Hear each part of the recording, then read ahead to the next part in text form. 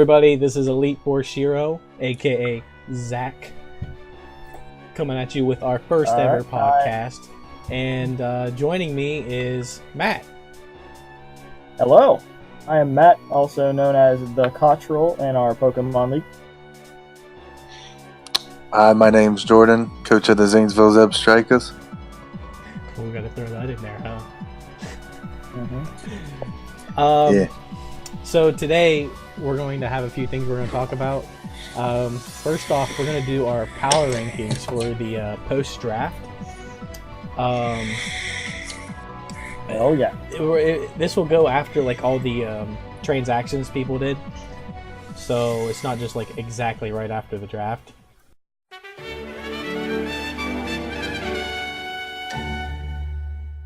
I guess I could start out with my last one on my list. So at number 10 for me, I have myself. Simply because I have no idea what I want to do with my team. It's probably pretty solid right now, but me personally, I'm not exactly 100% on it, so I just kind of threw it at number 10. I think you just don't want to make people mad. You don't want people being like, hey, you're being biased. Actually, you know what? I have Noah down at 10 because he has one wall and it's Mega Venusaur, and that's his wall. I actually have Noah down at number 10 as well. I mean, he's got some power, but not too much after that. Not enough bulk to actually switch into the hits to get his stuff in there.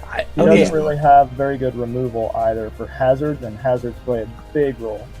Right. Yeah, I actually have him at 9. So, I mean, like, we all kind of felt the same. If I didn't put myself at 10, it was probably going to be him. But I know he's thinking about changing up his team a little bit. So, we'll see what he does. But as of right now, we all have him pretty much at number 10. Yep. Who do you have for your number 9, Matt? I actually, for my number 9, I had the Squirtle Squad. Poor Dalton. Dalton Pettit. He's got 3 or maybe 3 really core mons on his team, but other than that, he's got, in my opinion, he doesn't have a very solid core that he's going to be able to switch in and out on, so his team's going to be extremely predictable. But that's just my opinion. He's got a few good walls, and I mean, he's got Kyurem Black, which is always a good mon to bring, and Tangrowth, just super effective attacks. But I mean, there's not a whole lot of chemistry that I see going. He actually changed his... Fair enough. I actually had Reed because I think, but I don't know, just his first 2 with Heatran and Celesteela back to back. It's just really, I think it's just really clunky. He's going to have to bring them each week. I don't know. I'm really not feeling his. I'm really not. And then let me see if I can't find him in my notes. I don't think I got to him in my notes. Well, I actually have him way higher on my list. What's he have for removal though? I don't think he had very good removal, did he? He has Whimsicott, Rotom Frost. I know they're not the best, but he has them. Well, Rotom Frost isn't going to switch into Rock Spin, and he's never going to bring Rotom Frost. Hey. Maybe Whimsicott, but like, does he really want to bring a default Whimsicott every week? Yeah, it's got a Prankster default, dude. Yeah, I mean, it's good, but like, is it really fat enough to be switching in and defogging stuff away? Well, you're not switching it in on an attack. If you can get it in cleanly, it's perfect. I think really his team would be a lot better if he had some sort of sand, since he's running all those steel types. I feel like a sand stream user would really help him out a lot. Especially with that Mega Garchomp running. Exactly. Yeah, and then he's already got the Sand Force user, so if he gets the Sand Stream user, then he's going to be setting pretty good. I mean, you could honestly probably drop that Heatran. It's such a good mon, but it doesn't really work with the chemistry on his team. It's the Celesteela. I'm telling you. You try to EQ that such thing. Such a good wall, though. I would be scared to drop Celesteela if I had it on my. No, listen. You see Heatran right in front of you. You're gonna go Earthquake, and then guess what? And then bring the Celesteela in. Easy. Right. And then when you try to use Fire on Celesteela, or you could use Focus Blast and hit it neutrally for both of them. I suppose. It just depends what you have in and on the situation, I guess. Because even like a Thunderbolt's still gonna do a decent chunk to a Heatran unless he's full specially defensive. I guess. I don't know. But like I said, if his tier 2s aren't the best, it would probably be really good for him to pick up something with sand. Like the Hippo just got dropped back in, so that would be really good. Jigglypuff. And I think if he picked up another form of hazard removal, that would also help him out tremendously. Well, who'd you have for your number 9, Zach? I said it was Noah. Yeah. Yeah. What was yours, Matt? Your number 9? You said Dalton? Yeah, Dalton. Okay. So, my number 8. Sorry to do this to you, Matt, but it's Matt. Matt is at number 14. Matt is actually. Your team is actually number 8, and like, okay, from here on out, I don't think there's like anybody that's like lower tier. I think it's just like me and Noah, me personally. I have us down there. But Matt, I think the only thing that you have, I think, a slight problem with is speed. I think you probably you're gonna have to run a Scarf user on probably Hoopa or Hoopa or Helio. Helio's decently fast though. Yeah, so you got like and then the Terrakions fast too, and then the Mamoswine has Ice Shard. But Zard I've got got medium 1 D-Dance. Yeah. Well, it's not even with it's still base 100 even if you don't have D-Dance up, so it's not the worst. It's medium speed. Yeah, they're not super fast, but you don't have anything like 120 or anything like that. 115 even. Right. And I feel like that's like the biggest thing that I saw on your team. But otherwise, I mean, you got good walls with Ferrothorn, Vaporeon. You can even throw Muck in there. And then Mamoswine is so versatile. I love Mamoswine. And then... Oh, it is so awesome. Anytime I test out my team, Mamoswine carries at least every other battle himself. It's good. And then Hoopa Unbound, I'm kind of on the fence with it. It's hard to use. Yeah, it's super hard to use. It's really hard to use. Yeah, I'm honestly considering trying to get rid of it before the season starts, just because even though it's such a good mon, it doesn't work well with chemistry on my team. Yeah. It's really taking up a spot. Even then, you're pretty much forced to bring it Scarfed each week. It doesn't matter who really gets it, because it doesn't take U-turns very good at all. Oh no, and there's a U-turn user on just about every team. Right. Okay, Jordan, what'd you have for your 8? I had Tanner. What you got wrong with Tanner? Tell me his default users. Superior. His removal in general. Unless he plans on bringing default Tapu Koko every week. Yeah, he's got Koko, he's got D-Knight, or he has Halucha. And I don't even know if Halucha 100% gets default. No, it doesn't. It doesn't get default. So he's got D-Knight or Tapu Koko for removal, and Dragonite doesn't want to switch into rocks at all. Superior's default? Yeah. Oh yeah, I forgot about that. Yeah, who's going to want to bring a default Superior every week? It's still an offensive mon. Yeah. Superior is literally just meant to get in, try and sweep a couple mons before it gets KO'd. Fire off big hits. I just don't think his removal is very good. Yeah. And then I think I have a couple more notes on him. He's got 2 pretty good stealth rockers, and I love Nidoqueen. Nidoqueen will always be one of my favorites. So Nidoqueen's really good with the rocks and the T-spikes. But then his... You're cutting out. Uh-oh. Uh-oh. The robot has taken over. think we lost him. No, I think... Jordan, are you still there? I'll have to cut this out. Yeah, I thought I was. Can you hear me? Okay, yeah, you're good. Yeah, we can hear you now, but Go ahead. all robot noises. Yeah, you said I got a couple more notes on Tanner, and then that was the last thing. I'm going to cut this out. Yeah, the couple notes that I have on Tanner is that his only 2 rocker are Nidoqueen and Steelix, which Nidoqueen's a really good one, but I used Nidoqueen in the past, and you feel like you get like 3 move slot syndrome. Its move pool so wide, and then you throw a hazard on there, and it just takes a move slot away. And that's really hard with Nidoqueen. And then his only other one is Steelix, and I just don't see him being able to bring them both each week to take the pressure off Nidoqueen for setting up rocks. So I mean, other than that, I love his Tapu Koko with Halucha because that's broken and it's going to be a pain in the butt to deal with. Plus, he's got a Lone Raichu to take care of the benefit from the electric terrain, and then he's got Dragonite, which is a very underrated dragon. Hey, don't forget Snorlax. It's pretty. I don't like Snorlax. Dude, it's pretty solid. With the berry that restores 50% of his health. But he's got so many other good things. It's going to be so hard for him to bring. He's going to be torn each week. But you still got to prepare for it, though. I mean, but then again, too, look at his walls. He's got Mega Bro, he's got Umbreon, he's got Steelix. And those are basically his only 3 walls. Snorlax, more of like a pivot. And then everything else is pretty frail. I suppose. I mean, the Nidoqueen's not super frail, but it's not going to be able to switch into repeated neutral hits over and over. Oh yeah, it doesn't have any recovery, so. Alright. Alright, Matt, so what who did you have 8? for your number 8? So for my number 8, I actually had Preston's team. So Ricky Spaniard. Okay, I like how you do it. The Ricky, how you say it? Spaniards? Spaniards? I wasn't entirely sure why he named it that, and I'm still trying to figure out. I think it's like an inside joke between him and Jordan. Get that? For the most part. Yeah.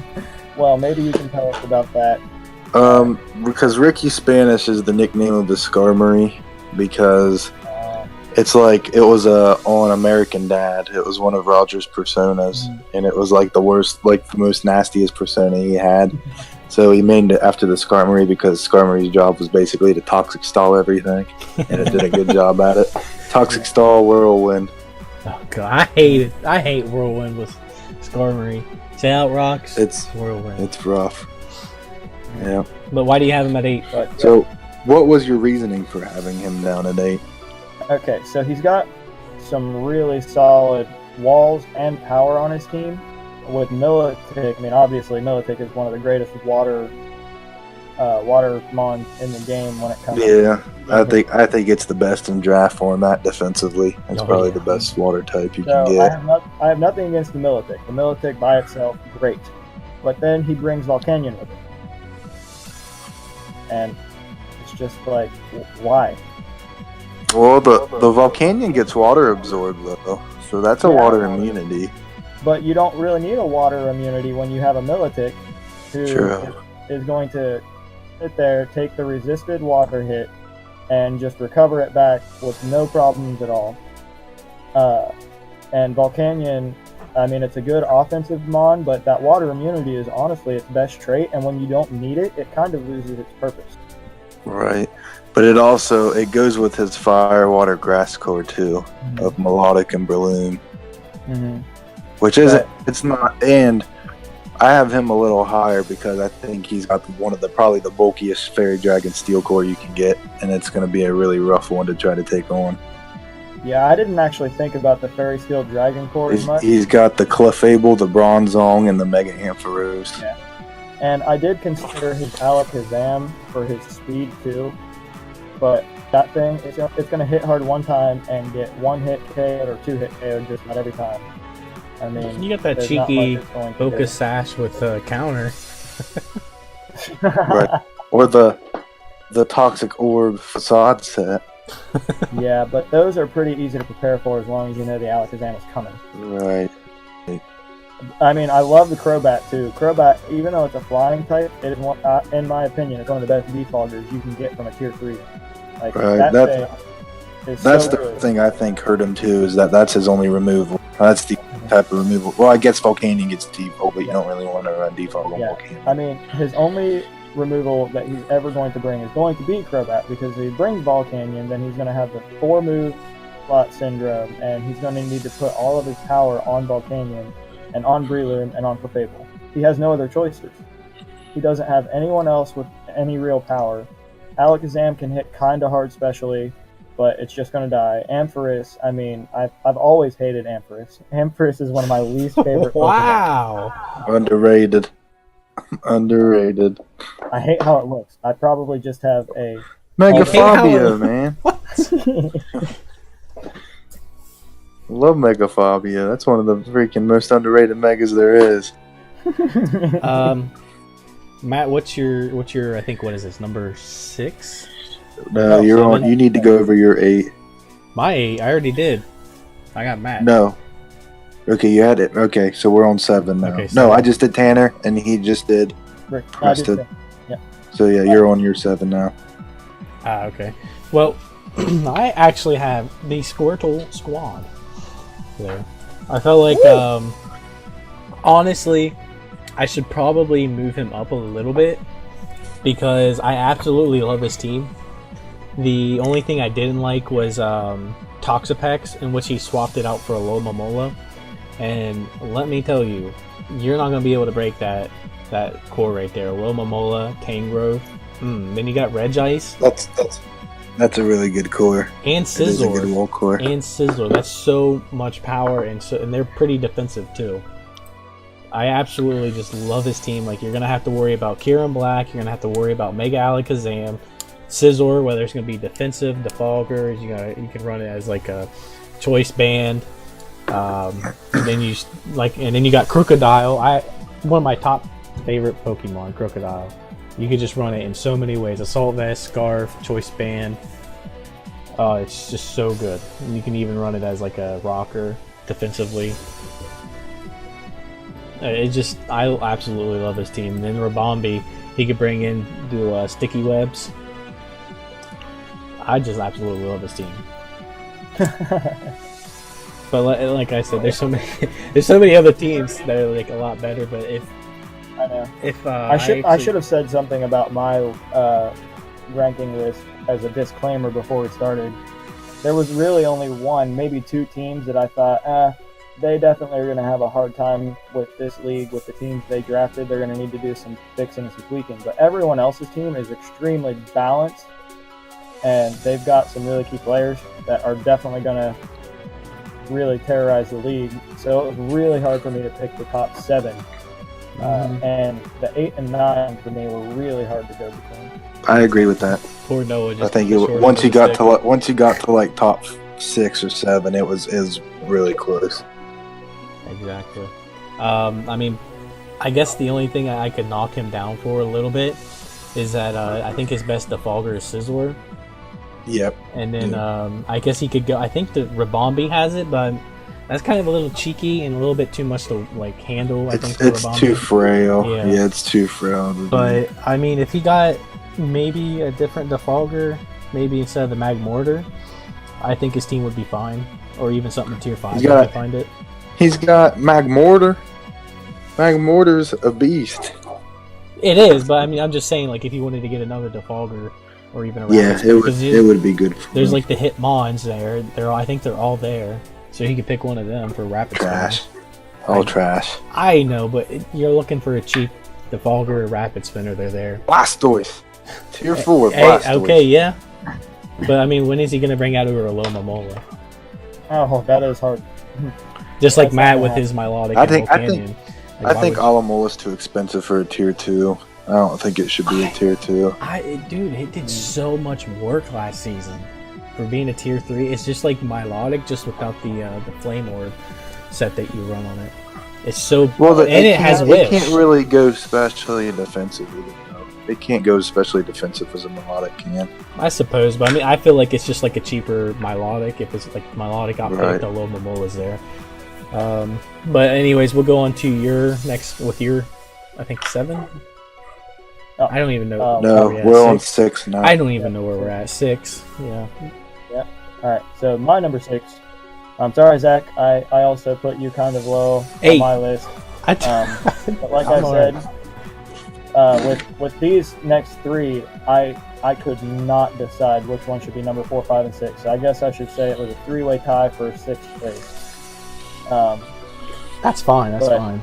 Your team, I like it, but like you said, after you got sniped in the draft, you really, I don't know what happened, but you struggled with making your picks, and you did some fixing on it. But I mean, you got the Mega Lopunny, which Jordan used last season to carry his team victory until the Dragonite in the championship, and it was really good. So the Mega Lopunny I love. And then Mew. Mew is so good. And I want to draft it every season, but I kind of just give up on it because I know someone else is going to. That's how a few other people feel. Yeah. I mean, it has removal, it can be defensive, it can be offensive, it can be speed, it can be support. It's so good. I love it. One of the most versatile mons in the game. And I believe it gets metronome too, so you could even run that and just throw people off. I could. And then, of course, Landy T is extremely versatile too. Hazard setter. The only issue it has is that 4x weakness to ice, but other than that, super good. So you have 3 mons right there that I absolutely love that I think are going to carry you and win quite a few games for you. Well, the Mantine takes ice moves pretty decently too. Yeah. Yep, and I mean, he's going to have that 4x weakness to electricity and that 4x weakness to ice, and he's just going to be able to flip-flop back and forth between those 2 mons as long as he's able to predict what move is coming. Mm-hmm. Right, exactly. Works really well. Yeah, because especially since doesn't Mantine get water absorbed, so yes. if they try to fire a Scald or something off at the Lando, Mantine's going to absorb it. Get one immunity into another immunity, and people are just going to get frustrated because they're going to be like, well, he's going to predict this electric move, so I'm going to try to use this water move and try and hit this Landy T hard, and then here comes the Mantine. Yeah. And I'm interested to see how Salazzle is going to fare in this. Salazzle's good. Yeah. I don't think anybody else has been able to use it yet. Last season, nobody drafted it. I think the Poison Lizard is going to do great. So I'm interested to see how that's going. I'm actually. But the offensive core is definitely good, but it was really, really hard for me to try and put you up to number 4 or number 5. And I wanted to because your team is solid. No, like you said, there's so many other good teams. But I just didn't know what to do. Yeah, I think the only thing that people could probably knock me for is the Dusk Noir and maybe my tier 5s, but I absolutely... You don't need those to win a league. No, Tauros' power. Hey, I'm telling you, I'm gonna use the tier 4s and the 5s. So And Pinsir. Yeah. Pinsir gets Stealth Rock. Yeah. Alright, who do you... No, you didn't say yours, unless you had the same one. No, my 6 is Preston. I had Preston at 6. Oh, you didn't say nothing. Say something. Made me pretty sad, because I like his team quite a lot, actually. Clefable is a monster, and the Bronzong pairs really well with the Mega Ampharos. They kind of take care of each other's weaknesses. Melodic is a great water type. Volcanian's hard to switch into. Breloom is underrated for a tier 3. He's got a Mimikyu, which is going to catch a lot of people off guard. The only thing is his only form of removal is the Crobat, which really hurts him. Like I said, besides the Volcanion. He has looks like 3 hazard setters, and Bronzong and Piloswine. Actually, Bronzong, Piloswine, and Clef all get rocks, and then Weezing gets toxic spikes. So those are his settings pretty good. His poison types though they're both off the ground, so they won't absorb T-spikes. I don't like that very well. But he's got a really good electric immunity. He's got a really good ground immunity in Bronzong and Weezing. So basically, I you're like his saying team, but he has a good team, but there's just a few things that is just missing, or is just like. It's like from this point on, it's not that his team's bad. It's I think other teams are better. Yeah, I definitely would have to agree with that on my list as well. Yeah, I have Preston at number 5. I put him like right. Well, that's what we're. Yeah, I have him at number 5, just sitting there. So I mean, I kind of feel the same way. Who was your 6? Mine? See, we went to 7. 7 was Dalton, and then for my 6th is for me is Marky Mark. Mark. Yeah, freaking the Steeler himself. I have no bitterness. I have no bitterness now. I didn't have him up a little higher just because I thought the other teams were a little bit more powerful in my opinion. But I absolutely love his wall core. You got Rotom Wash, Blissey, and Skarmory. I don't know anybody that's going to be able to handle best that. Wall core in the league right now. Just about. And you're going to have to worry about Mega Metachan. That thing is going to hit and kill everything. And I'm that psychic fighting type is so intimidating. Yeah, it's not easy to switch into. I ran a mock battle with Dalton, and he had Mega Metacham. It one-shot my Mega Aggron that I had. I was terrified. And then you got Blacephalon, which I hope he does make his Z captain, and it'll just terrorize somebody, probably most of the league. It's so good. Yeah, make that his Z captain, then jump left. Yeah. Yeah, I didn't understand the jump bluff. I think he kind of panicked. I think that was just a filler mon to fill up that last tier 5 spot he needed. I felt like when I didn't put him up a little higher just because I felt like he had a really good like solid core there with Blacephalon, Rotom Wash, Blissey, Mega Metacham, and Skarmory. But I feel like he's gonna try to win on some gimmicks with Ditto and Azumarill. It might work on some games, but if you rely too much on that, I think that's gonna cost him, in my opinion. Because I mean, Azumarill's good, don't get me wrong, but you know it's coming with a obviously belly drum. Like there's really no other way, so it's like pretty much one way you can run it, so you can easily prepare for it, and that's why it was marked down to tier 2. So I wasn't a big fan of Azumarill. And Ditto, I absolutely love Ditto, but if you rely too much on it, it's gonna cost you. So I mean, he has a strong core, but I'm not a big fan of like the lower tiers, except for Lapras. Laura the Lapras. Laura. It's forever in everybody's hearts. Freeze dry. Yes, it's so good. Who'd you guys have at number 5? I think we're on 5. I had Mark at 6. You had Mark at 6. See, we I kind had of Mark at 6, and I had Preston at 7. I said it. Preston was my 7. Mark's my 6. I think his wall core is easily top 3 in the league. So I'm sorry I put you this low. I think Blacephalon's overrated, so I don't like Blacephalon. Mega Metachan's underrated, most certainly.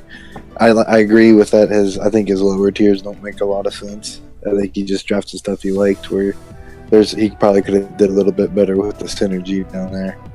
But other than that, like his main squad is pretty intimidating. The Azumarill, Blacephalon, I mean he's really good. I think he work really hard to build around that to make it work. The Metachan is ridiculously hard to switch into. Like super hard. And then the Blissey and the Skarmory and the Rotom all pair really well with each other. I like that. I like that setup. Oh yeah. Matt? And then are we on to number 5 now? Yeah, Zach already did his number 5, I believe. Well, did you do your 6, Matt? My 6 was you. Okay, so yeah. Well, mine was Preston at 5. Right. And I thought Preston at 5. Okay. Yeah, I loved his So go ahead and talk about your 5 because we're on 5 now. I'm not gonna take too much time on it. But I absolutely love the Clefable and Milotic picks. I thought they were really nice. And I think they'll work really well together. Very fat. Yeah. Especially Clefable. Lots of and I'm not talking about stats, I'm talking about looks. That don't look bulky until you actually see that thing in battle. Yeah. Like, what? Right, yeah, it's surprisingly bulky. It doesn't look that bulky on paper, but then when you're actually going against it, it's really fat. I guess the only thing I could kind of knock him for is the probably what Matt said, the Volcanion. I figured he can get a better fire type, but again, you can't really swap in on a Volcanion because I think it's got Earth Power, Sludge Wave, Fire Blast, and Hydro Pump. So I mean, those are like 4 amazing moves with a choice specs. You're not going to want to switch in on those.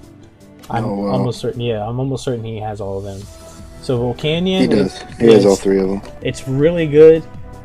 I consider dropping it to tier 2, but it's just being so versatile with all those moves, and its like stats are really high. I really liked it, and I feel like that the Mimikyu, Clefable, and the Breloom is gonna tear through teams, and I think he's going with a Trick Room team, or he could go with the Trick Room team with Bronzong, and then that would make Ampharos a lot more viable and more powerful than just bringing it in without a Trick Room. So if he doesn't, he's got like 3 Trick Room setters. Actually. Yeah, which ones? The Clef, I think Clefable is. I know Bronzong and Mimikyu might be. Yeah, Mimikyu does. Yeah, Mimikyu does have it. So I mean, yeah, he has a few options to run Trick Room, so he could easily run Trick Room every game if he wanted to. That would be a good Trick Room team. Yes, he would tear through some. That's what I figured he was going to go with, and that's why I was interested in Piloswine so early, is because I just felt like Piloswine on a Trick Room team, like, you talk about power. When I faced Brett last season with Piloswine, my team, there was nothing that was going to take a hit, an earthquake from it. It's so powerful, and it's so bulky with the Eviolite. I really like Preston's team, especially after he got the Crobat edition and the Alakazam to give him more speed, so he doesn't have to rely just on Trick Room. So I really like his team, and I felt like from here on up, it's just like the powerhouses for me personally. Right. For my number 5, I had, and Yeah. Like I said, these like top 6 teams they could all be interchangeable in my opinion. Pretty close anyway. I like the Hoopa-U. Like, I just feel like I was talking to Zach a while ago about this. Hoopa-U is just hard to use. It really is. It's just hard to pull off, and you're really limited with how you can do it unless you have like webs, which your team doesn't. Yeah. The Ferrothorn and the Mandibuzz go really well together. I really like them together. I think I don't like the Gramble, like I kind of do, but the Comfey's there, and I think Comfey's just a better fairy than Gramble is and does more things. I like the Muck. It's really fat. It's a good fairy killer. Zardex is great, but you might need one more thing of removal to go with the Mandibuzz to keep rocks off the field. And that's where I think the Comfey would really come into play. They help you out a bit. I mean, Avalok has rapid spin, but obviously... How often are you going to bring Avalok? Hey, you better watch out. I mean, it definitely does have rapid spin, but like if you have to choose between that and Mamoswine, you're going to bring Mamoswine 9 times out of 10. So yeah, the Ferrothorn. I love your Grasscore, by the way. I think it's one of the better ones between Ferrothorn, Vaporeon, and Zardex. Is a really good Firewater Grass. Like I said, if you put the Comfey on there, you'll have a really good Fairy Dragon Steel also, in my opinion. Or even like a Aromatisse would be good too. It's just Granbull can't really. It has no recovery, so it's hard for it to do interesting things. It's really, I like it. I like Granbull a lot. It's just I think like it's outclassed by other fairies in the tier that are available. It's like one of the lower tiers, I think. But that's about all I have on that. Well, Matt just got roasted. Where are you at, Matt? Who's your number 5? I'm sitting here and I'm looking at my team and I'm crowning up the paper and I'm throwing it in the trash. I feel, oof. At least I put you at 5. Yeah, you're higher than Noah. That's all that matters. Okay. And Dalton, higher than Noah and Dalton. Oh, poor Dalton. Not on mine. Ooh. Okay. Oh, ouch. He's got himself at number 1. Just watch. Okay, so my number 5. I'm gonna try to talk about my number 5 without crying after hearing that rebuke of my team. So my number 5 is actually Mark's team. The Honolulu Mewtwo. I am honestly so ready to see Mega Metachan do some work. Like Zach said, that thing is terrifying, and then even though Jordan thinks Blacephalon is overrated, it's still a huge threat in the new generation. I mean, like Zach said, Z Captain on that thing, throw a couple Z moves on there, and if you run a choice Specs or a choice Scarf or a Life Orb, so you can use that versatility, it's just going to hit so hard, and that sometimes even special walls, like, for instance, let's just throw one out there. Let's say a special Militic taking a choice Specs Shadow Ball. That's going to 2-hit KO a Militic. And, I mean, that's just crazy. That Rotom Wash, Skarmory, and Blissey Core, I mean, I agree with you guys completely on that. It's going to be really hard to tear through that core. You're going to have to pull some tricky stuff in order to make Mark mess up and get one of those 3 Mons out of there so you can start tearing through the rest of the team. But his removal is extremely limited to Skarmory. The Tentacruel has rapid and that's spin. kind of scary. I mean, Noivern, I forget if Noivern has default or not. I think it does, but he's not going to be using defog on the Noivern. However, Rotom Wash does get defog now. Oh yeah, so he's got Rotom Default, Wash, yeah. Tentacruel, and Skarmory for removal. Yeah. Oh, my thing. Actually, I forgot to mention about Mark's team when I was talking about him. He's got 4 water types. He's got a lot of water types going on that there. Rotom, that Tentacruel, that Zoomeril. Dude, you don't want to get rid of Lapras. Yeah, Laura. That's like when the tier 5s come into play. Like He doesn't have any ground types either, does he? I don't think so actually. No. So he's got. So he's gonna get hit super effective on his Rotom Wash, his Tentacruel, his Lapras, his Skarmory, and his Azumarill by Electric. Yeah, in my main notes, that's why I had him as well as I did. Now I remembered. I lost my main notes, so I had to rewrite new notes. But yeah, I think the 4 water types are going to be a little bit I think it's just going to be real clunky. Yeah. What's the mixture of the flying types? Adding the flying types in and giving that his team that much more weakness to Electric.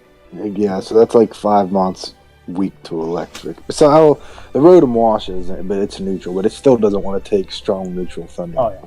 Yeah, you see, you bring in a Tapu Koko, what's gonna swap in? Nothing was on the team. The Blissey. But I guess the Blissey. Once the Blissey goes down, though, his special walls they're not there. Which is why I would not switch into a Tapu Koko with that Blissey. Well, the Nature's Madness would wreck it pretty good, but and plus it can use taunt and stuff. It depends how he's going to play it, but I think it would definitely be in his best interest to trade a water or 2 in and try to get something else. Definitely a ground type. Okay, we'll go to number 4s. The main reason I put him at my number 5 is specifically for his offensive power with the Blacephalon, the Azumarill, and the Mega Medicham.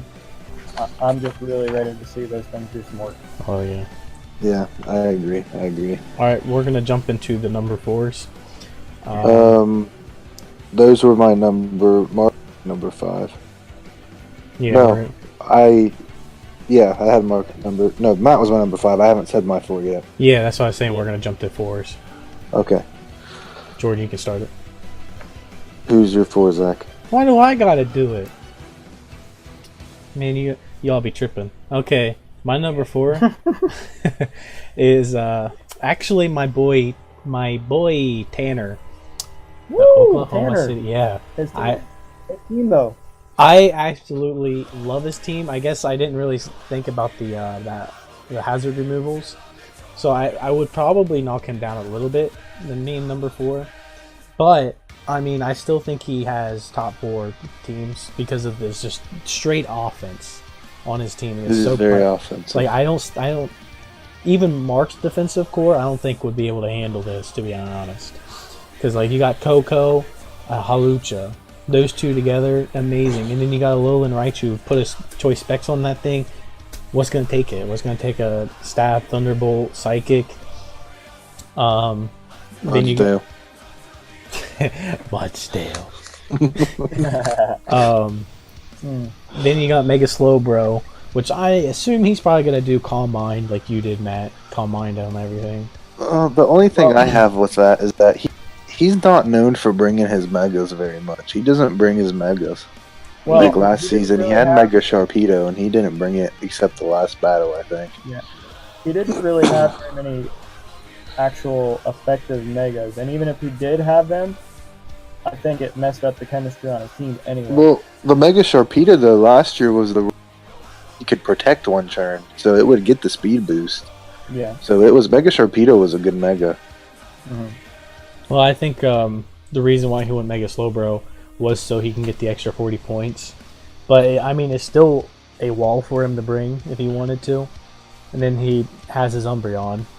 So, yeah, the only thing he's got to watch, though, bro, is that it's weak to electric. So that his electric terrain's going to put it in a rough spot. Yeah. And then, what's his ground type? Nidoqueen. Did we talk about that? Yeah, the Nidoqueen. The Nidoqueen. And like you said, it's going to have the 3 slots. It's a pretty decent, yeah. Well, it's a good ground type. It can switch into some moves, but like, once that thing goes down, and once that goes down and the Umbreon goes down, I think he's going to be in a rough spot. I feel like his best 6 that he could easily bring is Koko, Hawlucha, Dragonite, Snorlax, Umbreon, and then he would have to choose between like Superior, Nidoqueen, and Mega Slowbro. Right. I don't really and then, see like him in that group you just said, how many of those are actual walls? Exactly. Umbreon. So I mean, like, yeah, he could do Mega Slowbro. It's a wall, but right. And then where's the removal? Yeah, like there is the no Koko default type of Koko. So yeah, I guess the only I would agree with that 6. I mean, I would say the Koko, the Umbreon, the Slowbro, the Dragonite, and then the Nidoqueen. But that 6th Mon, I honestly don't know what he would bring. That's the thing, is like the way his team's set up, I think he's going to be pretty repetitive in what he brings. The thing is, but when you see that team, it's just so offensive. When you're going to be able to put out those hazards, when you're going to hazard stack, you can't. You're going to be reeling from that team, I feel like. Like, when you see a Koko, you're going to have to switch. When you see a Dragonite, you're going to have to switch or hit it to get rid of that scale. It's going to be interesting to see him. Yeah, we'll see. But I think the offense overpowers all that. But we'll go ahead and move over to Matt. What's your number 4? Okay. You want to do your 4, Jordan? Oh, come on. I have my boy Sarati D at number 4. I have him at 3, so we can talk about this. Let's see. Let me see my note. Magirna, especially in this hand. Nidoking, scary. Mega Scissor, scary. I don't like his 2 steals. His top 5 are like my top 5 rankings are definitely interchangeable, but like he's got 4 fire weaknesses. He has no fire type, so his fire, water, grass core is incomplete, and I'm a very firm believer in your cores. He has Nidoqueen, which can use Flamethrower, but other than that, he's got no fire coverage. His fire switch-ins is Jellicent, and once that Jellicent goes down, nothing's going to want to really take those fire moves. Greninja's frail, take a strong Flamethrower. Yeah, and you got to think, like, you can't bring in Gliscor because they could get burnt. And then it would just well, if he's got the I mean, like, if he didn't get toxic, if it's a strong special attacker and they have HP ice on it for that Gliscor, which a lot of people will, for Gliscor, that's gonna send them back pretty good.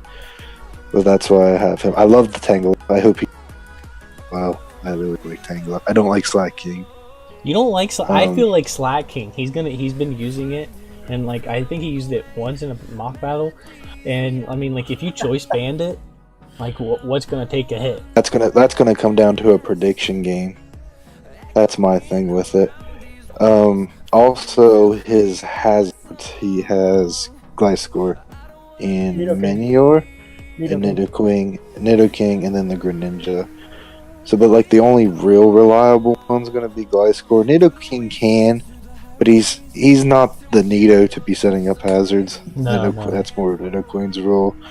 Greninja, I know a lot of people like Suicide League Greninjas with like Focus Sash and Spikes, and Greninja's a good mon to force a lot of switches, so that might work. The Minior, he's probably never going to bring Minior. I doubt he brings it very often.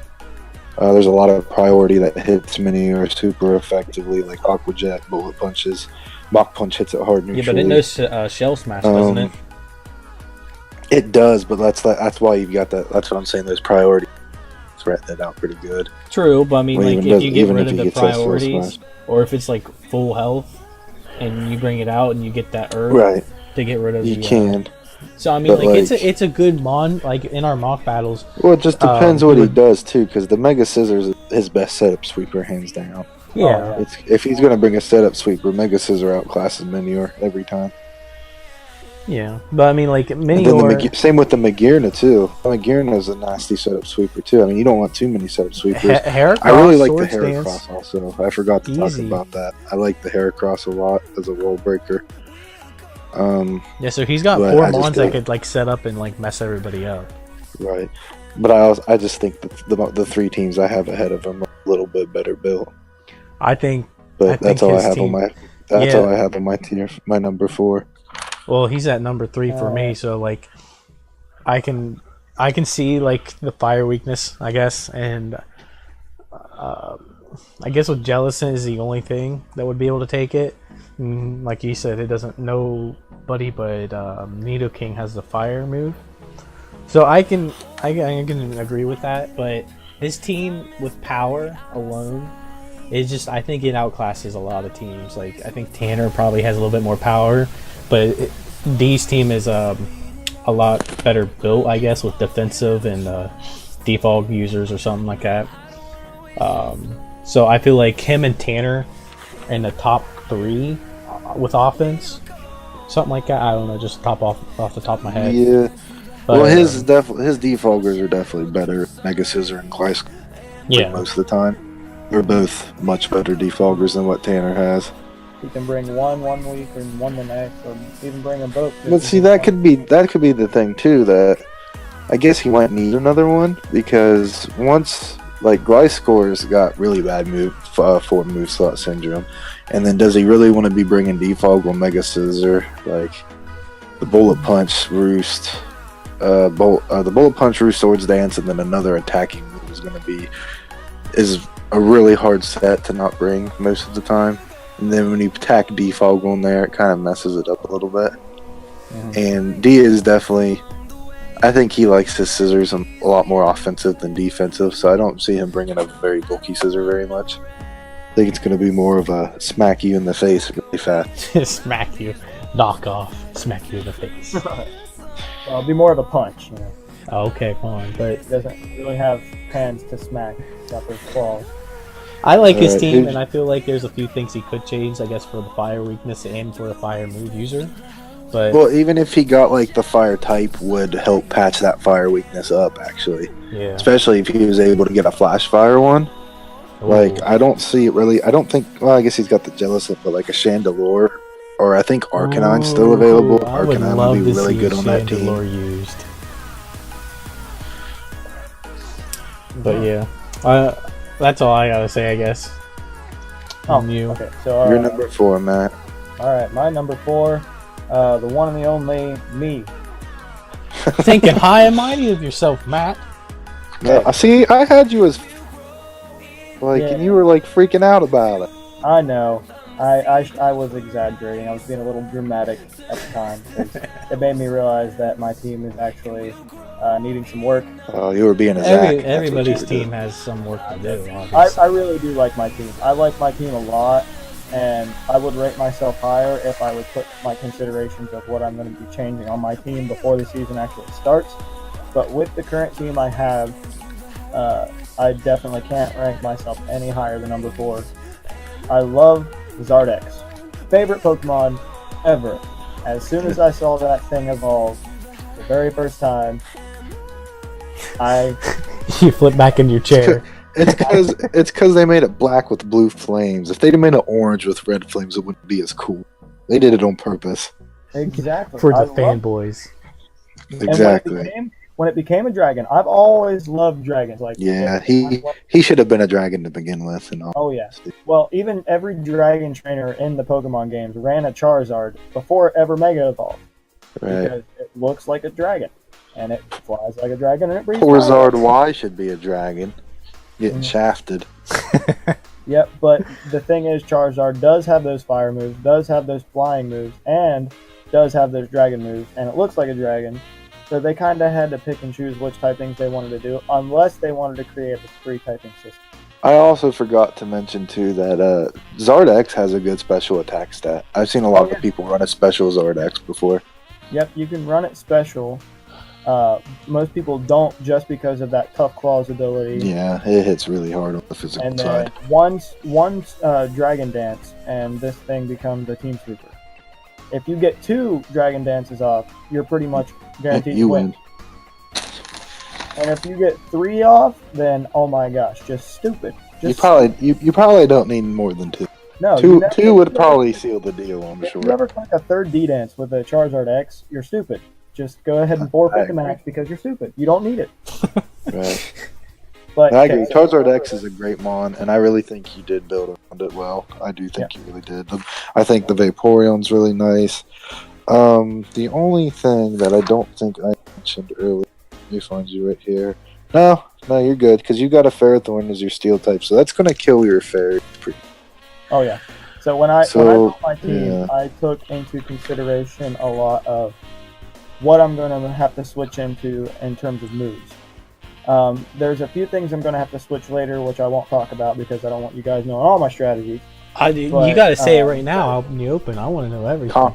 Combine Ferrothorn. But the Hoopa Unbound, I had some plans with it, but every mock battle I have done, it has only ever been a hindrance. I think I've only KO'd 2 mons with it in my mock battles, and other than that, it has just been trash. So there's still a couple decent tier 1s left. The only thing is that you're dark. Once you get rid of the Hoopa, finding another dark type is going to be a little difficult. Well, I have Mandibuzz. It can be done, but it's not. Oh yeah, see, I forgot about that. Yeah, see, you're fine. You're fine to get rid of it. But I love my tier 2s.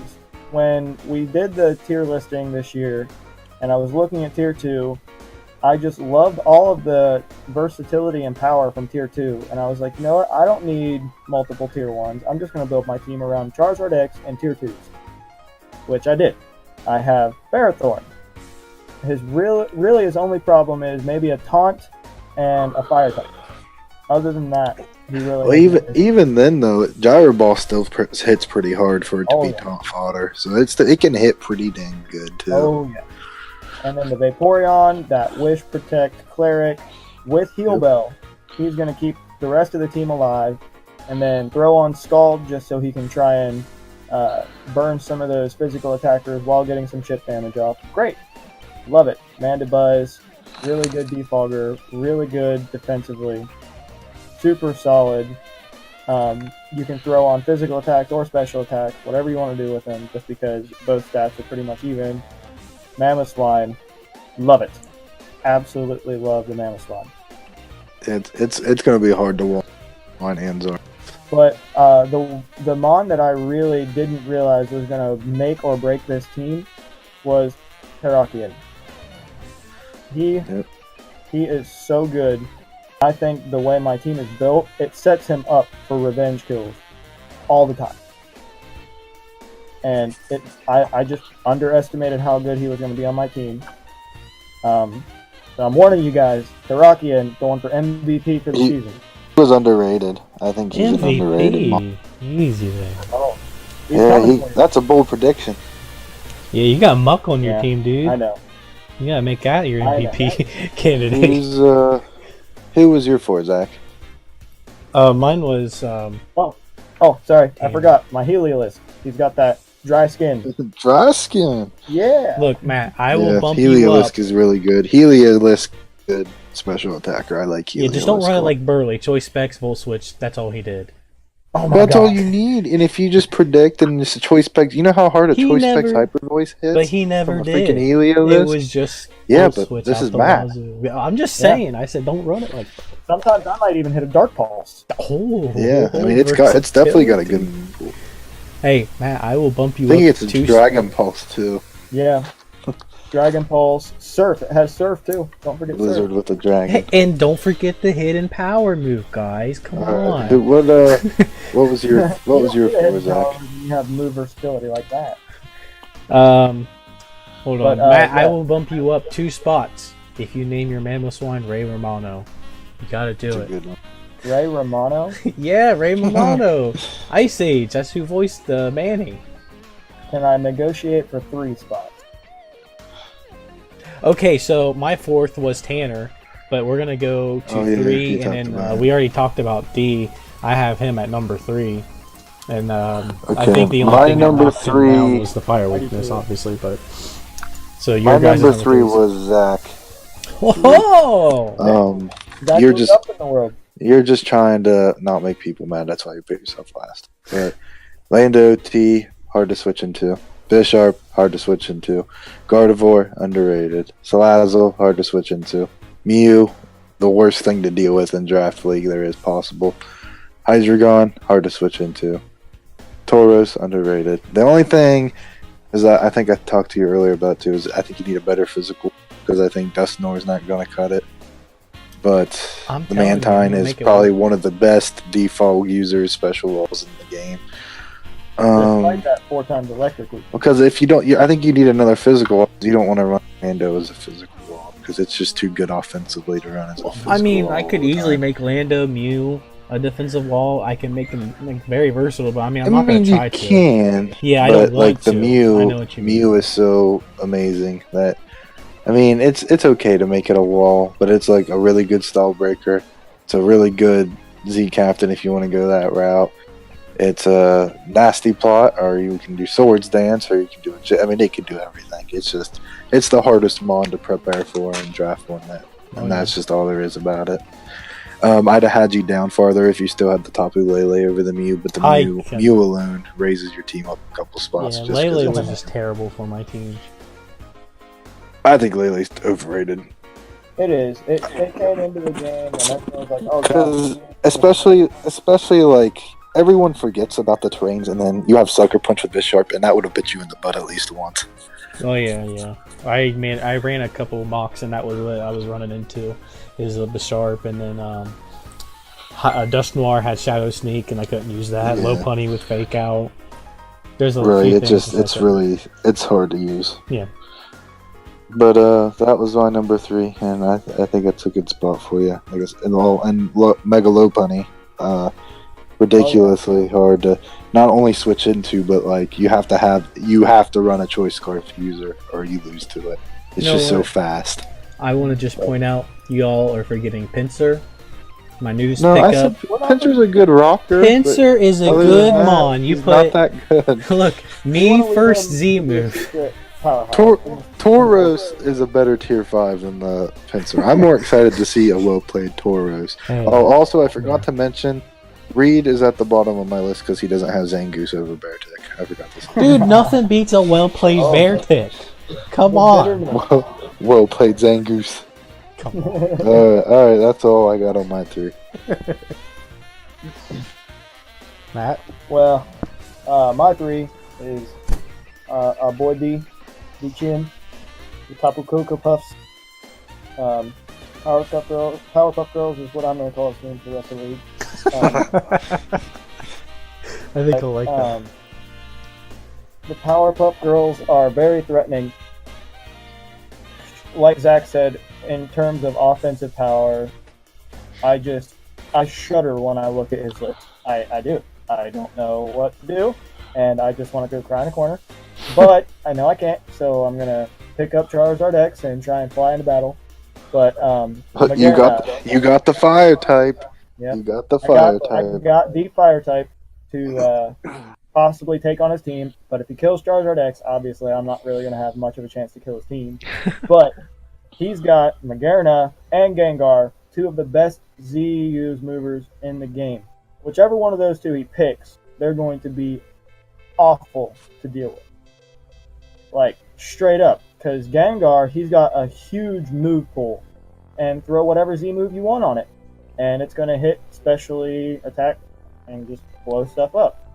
Magearna, same thing. Huge move pool. Throw a Z move on it, blast stuff in the face. Plus, it gets Soul Heart, and Soul Heart's broken. Yep. And then, I mean, Nidoking, love the Nidos. Very underrated. Mega Scizor. I kind of disagree with Jordan a little bit on. He thinks that D is going to just straight up run it as a setup sweeper for the most of the league. I honestly think he might even bring it as a straight up defense wall. At least 3 battles, maybe even 4 in the regular season. Just because he needs to do that to throw people off, so people are going to have to prep for more different movesets that Scizor is going to bring, and different builds that it's going to bring. And Greninja, I always have a love-hate relationship with Greninja because it's so good offensively, but it dies with a poke. I just didn't want to pay a tier 1 for it. Yeah. I wanted to use it, but I didn't want to pay a tier 1. That it's so good. And I mean, the 3 different ways you can run Greninja. You can run that Protein Greninja. I mean, obviously he didn't draft it. Then you've got the Ash Greninja, which he didn't draft that either. But Greninja is just such a cool mon to bring into the battle. I love it, but I also hate it. I don't know what else. I think Protean's the one he's running. Yeah, he's running Protean Greninja. Protein is the one, which makes it even more deadly. Yeah, he's got the one that changes types. Protein actually makes it really hard to deal with on that first. Well, it makes it hit a lot, definitely. Oh yeah. Well, I mean, if you put a choice specs on that thing, or a choice band, or a choice scarf, and then just spam Water Shuriken or Dark Pulse or anything like that, he's just going to hit hard, and then that Protein is going to make it get that boost after the first attack, and it's just great. No, I think you're undervaluing it even.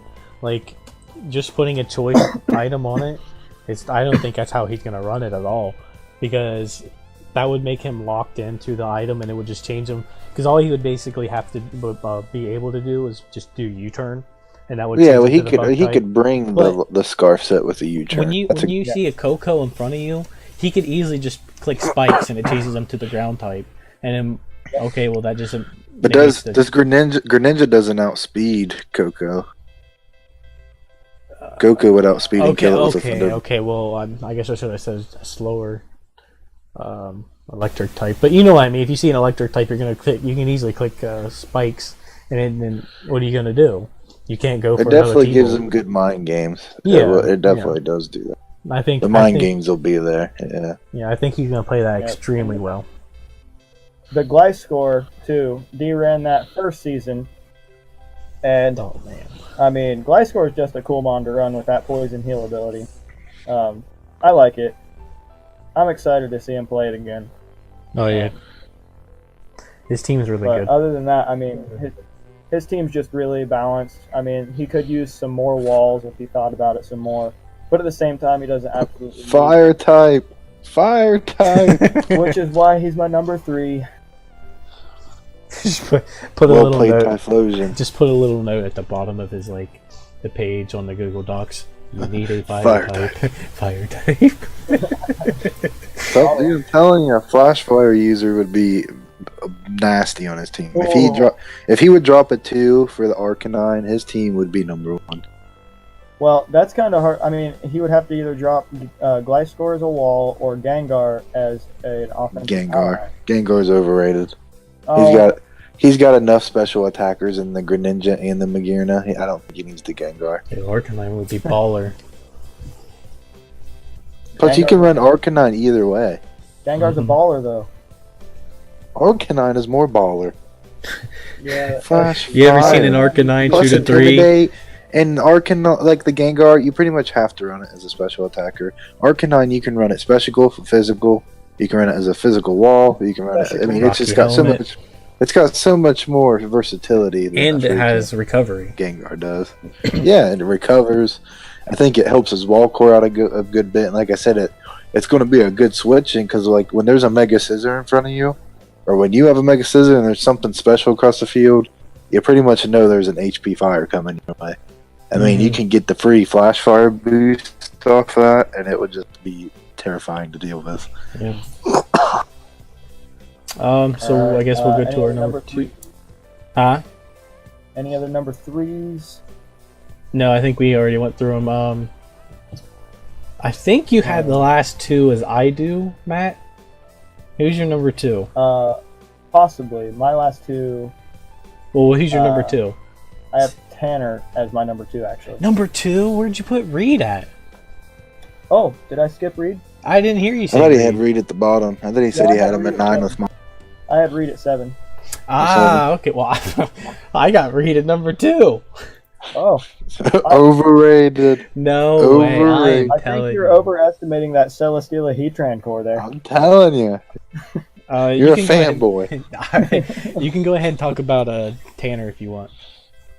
Okay. Tanner's team. I honestly hadn't thought about the hazard removal too much because he's not going to need it, in my opinion, as much as... Dragon Knight, man. Dragon Knight needs hazard removal. He needs help.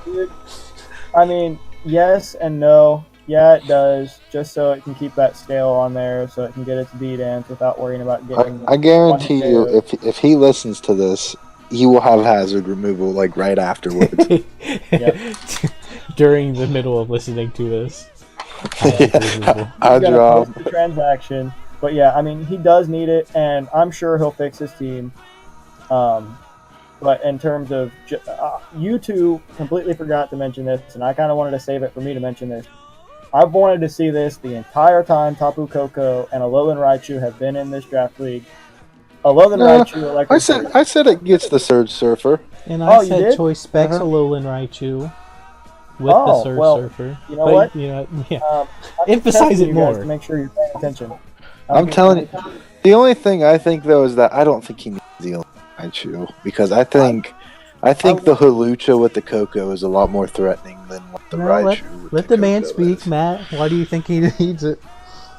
Well, it's just an Alolan Raichu with the Surge Surfer. I mean, I want to see it happen. It would. I mean, it definitely is. It's nice. Matt dreams I think Alolan Raichu's special attack is underwhelming. And of course, Tanner got his boy Umbreon. Yeah, no one's allowed to get Umbreon but Tanner. Well, what I was surprised at was Tanner did not get Feraligatr. Yeah. Well, yeah, that was a shocker. It's sitting in free agency right now. And it's still sitting on the bench, isn't it? I believe it's still on the bench. I drafted it and I dropped it. And then dropped it. Yeah, so it's sitting there. Which was like, what? What? Tater hears this. He like, forgets to default and he picks up Feraligatr. I like him, I just think there's better setup sweepers. Yeah. Mm-hmm. It was just the simple fact that Feraligatr was the iconic Tanner Carroll. Yeah, I think he had it now every it's year. Umbreon. But I'm really liking his team a lot, strictly for the fact that offensively, it is so powerful that Hawlucha, Substitute, Swords Dance, boom, game. Oh, the Hawlucha with the terrain seeds is what you're gonna have to watch out for now. If he runs the electric seeds on the Hawlucha, it'll be horrible to deal with. Yeah, with that electric terrain, oh my god. Yeah, it's gonna be. That's like the Hawlucha goes so good with the Kokos. I think he's the only one that drafted a Koko or a Tapu though. No one else drafted a Tapu. Well, they're all great, but the way people drafted their teams this year, it just didn't seem like it was going to happen. I mean, somebody might do a transaction and pick up Tapu Bulu for that physical bulk. So like, I would have liked to have seen everyone draft, like all the Tapus get drafted, and then to see a fist fight over the Hawlucha, because like that's how good the Hawlucha goes with a Tapu. Yeah. But yeah, he's got a decent wall core, Umbreon, Slowbro, Snorlax, Steelix. He can kind of fiddle around with that to figure out which ones he's going to bring each week. Yeah, he can work with it. But just because of his offensive power, I put him this high because he's going to be able to break through people's walls and kill them before other people get to knock out his team. He'll be molly-whopping teams, as Jordan would say. Do what? I said that he'll be molly-whopping teams, like you say. We'll see. Yeah, we'll see how it works. Maybe it works. Maybe if Snorlax gets in sometime in the near future. I mean, with Superior too, it's going to get in there. KO 1 Mon at least, maybe 2. I mean, I guess I could see the default Superior working out because like it doesn't have a very good move pool. It has like Leaf Storm, Giga Giga Drain, Dragon Pulse, and like a hidden power, and that's pretty much it. Yep. Or Glare. A lot of people run Glare on it because Glare's that's superior. move to try to switch into. Yep. But that's my number 2. I'll talk about Reed, Mr. Underrated himself. I'm telling you. Overrated. Reed is gonna sweep teams, and I'm telling you, I'm calling it right now. Reed is gonna be in the championship with this team. Bank on. Oh, another bold. And you know, single-handedly, because of a well-played Beartic. Nope. Oh my God. No Zangoose. Listen. He's got Mega Garchomp. Now, I loved Mega Garchomp last season, but it didn't have the walls around it, and it was just I was always running it defensive, and then when I ran it offensive, it kept getting one shot. So I'm telling you, man, if he added sand, it'd be so much better off.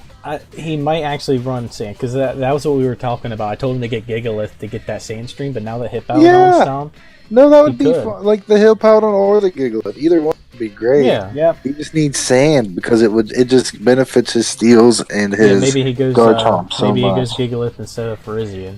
I mean, you know how scary a Garchomp, like an offensive Mega Garchomp in the sand is? It's nasty, Like, but it I is couldn't hard run to it last switch season. in. I messed it up. Smack him. Hit him with the Earthquake. Hit him with the Iron Head. Mm-hmm. Do Hit him damage. with the Stone Edge. Like his move pool is ridiculous. And okay, so you got Mega Garchomp, I think is straight power. Then you got Keldeo, which you guys failed to mention. That thing is powerful. And I know Mark used it and no one else was able to get it, but I feel like Reed's going to be able to make Keldeo into the top 5 and kill leaders. Top 5? Yeah, I feel like he can do it. We're writing down that. Depends. I feel like he what can was do it. Matt's? Oh, Matt's was Terrakiana's MVP. Yeah. I never said that he would have the MVP. I know I'm shooting for the stars there, but I'm aiming high. If I'm aspiring to be the league champion, I've got to. No, I think it's definitely possible. Terrakion's hard to switch into. Yeah, don't worry, Matt. You're a Pokemon champion. So we got Celesteela and Heatran. Like I said, they are just too underrated together. I feel like they're going to be perfect. But like you said, neither one's going to want to take a T-Bolt or. Well, I mean, the Heatran kind of can, but that's true too. But like the Heatran kind of can, but he's going to have to. I think it's just going to force it. Heatran is really good in the offensive role, and I feel like the way his team's built, it's going to be forced into a defensive role a lot. Yeah. And I just don't know if I'm about that. I think like offensive Heatrans are nasty. He could, because like you got Celesteela and Cresselia. Both are phenomenal walls. I guarantee you, Matt's probably over there salivating in his mouth from last season. Cresselia is cancerous. Cresselia is so good.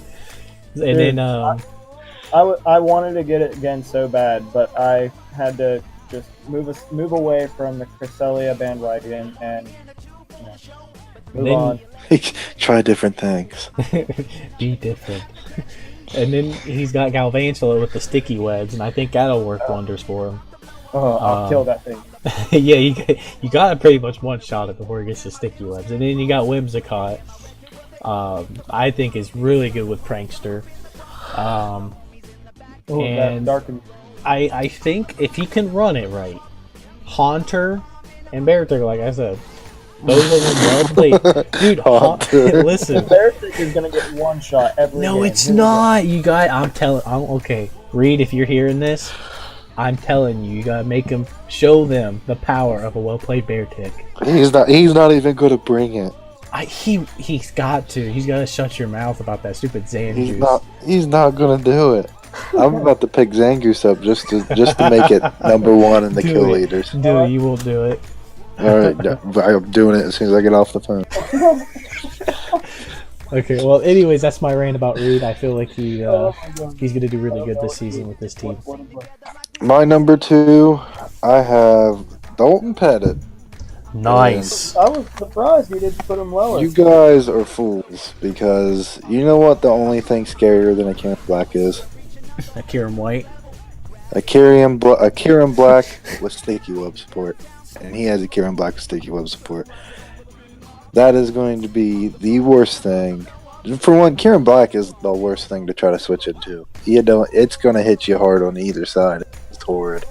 For two, he's got the Tangrowth and the Alma, so he's got a Regenerator Core. He has a Scissor. Scissor is phenomenal. He has a Crocodile, which is one of the better Dark types in my opinion. He has Mega Alakazam, which is super fast, so his speed, that helps his speed out a lot. Mienshao is underrated. Friggin' high jump kick from Mienshao is horrible to try to switch into. His team is really well rounded in my opinion. I guess the only thing would be I don't know. He's got a ground. He's got an electric immunity. He's got his fairy water or his firewater grass core is solid. His fairy is kind of.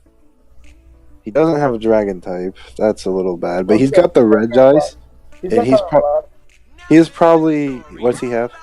He has Kyron Black. He's got yeah. That's that. Yeah, Kieran Black. So if he adds another fairy that's fatter, that would be good. He's probably the best Regice user I've ever seen. Like, hands down. Well, the Regigigas is stupid. He needs to drop that and get something else. But the Regice, he's definitely the best Regice user. See, now you're just like taunting people, making them want it.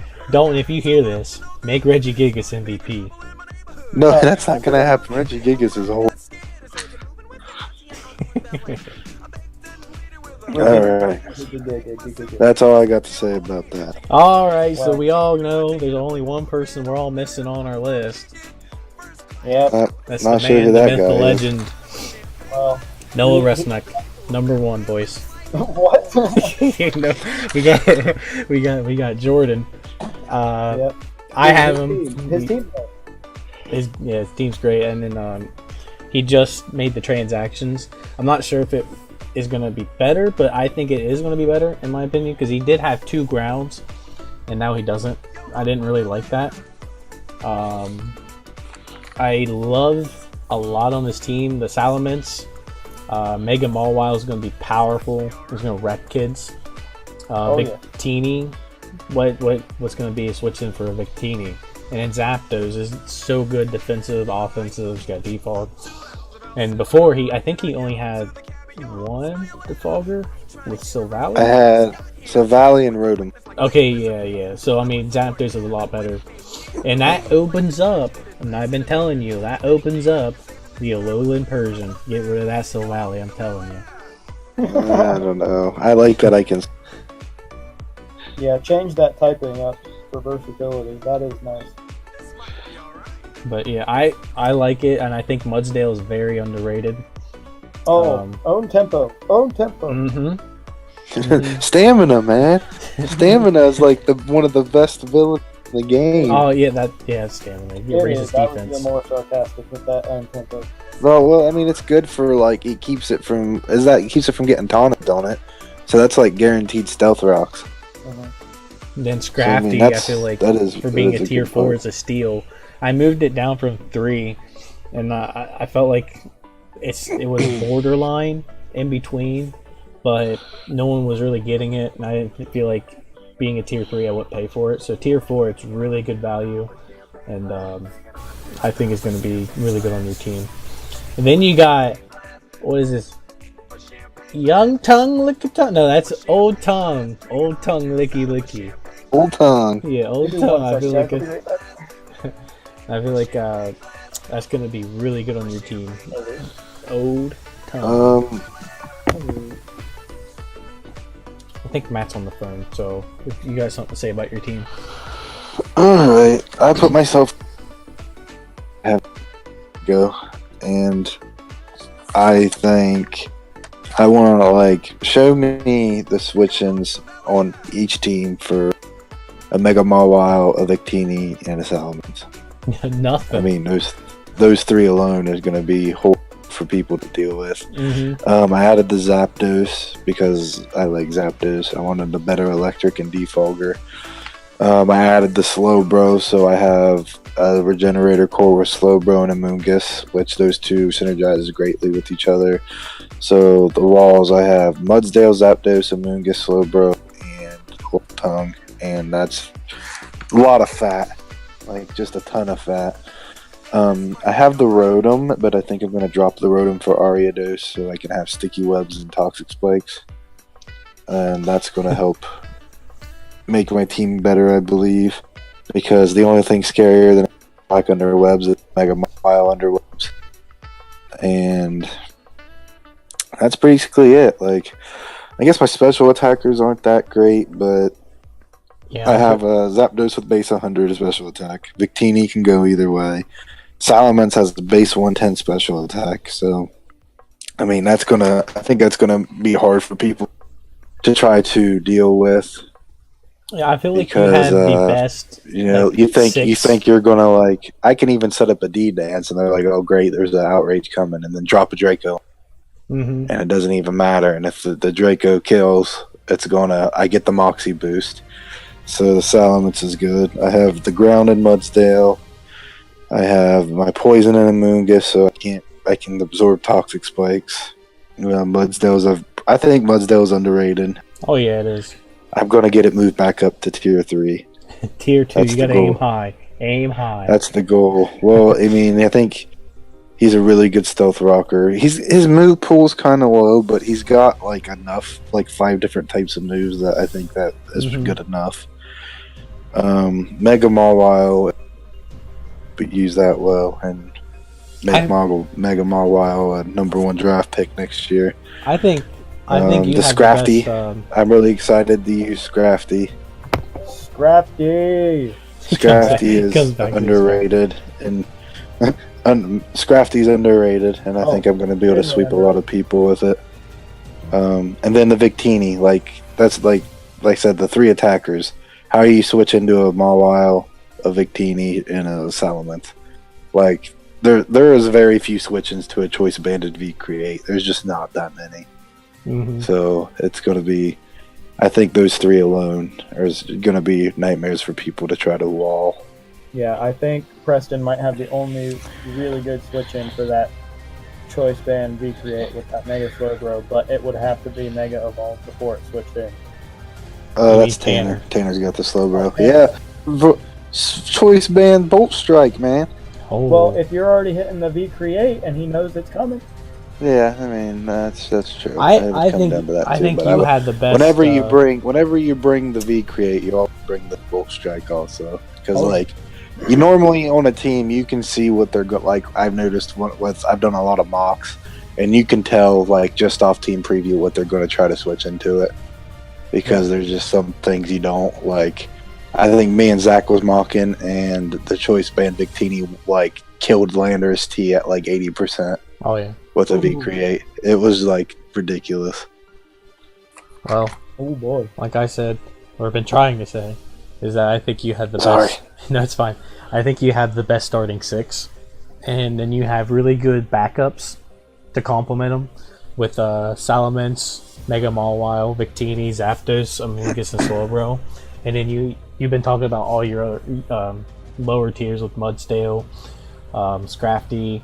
Then you got Licky for support, wish support, and then, right. See, I actually there's a lot of people in the league still use their tier 5s as fillers. I actually try to use tier 5s as stuff that's going to benefit me. The Rotom is a really underrated type. I'm probably going to drop it now, like I said, for the Aria, but and then Licky is a super underrated cleric. Oh yeah. I mean, it can take hits a lot better than people give it credit for. I personally like Young Tongue though. Right, Audino, and it's fatter than Audino. Audino took good hits. Audino has a better move pool, but Licky has it on. And then like I said, the Scrafty and the Mudsdale tier 4s, and I think actually both of those could arguably be tier 3s in my opinion.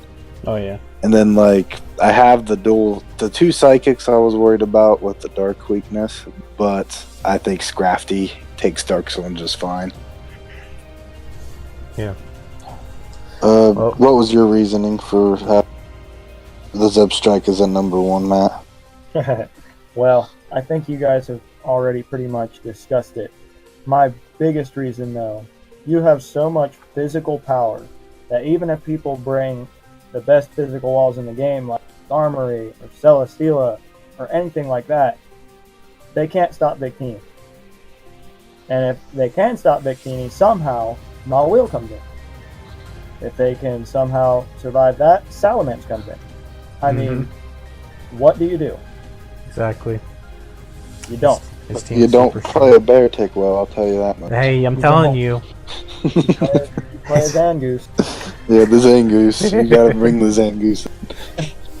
I mean, you're gonna have to pretty much plan for revenge kill against your team. And I don't really see any other way around that. I mean, that's like the flaw that scares me about it, is you basically know I'm bringing those 3 every week, but like, even though you know those 3 are coming, how are you going to stop those 3? Yeah. That's the big thing. Yep. You can plan to stop 2.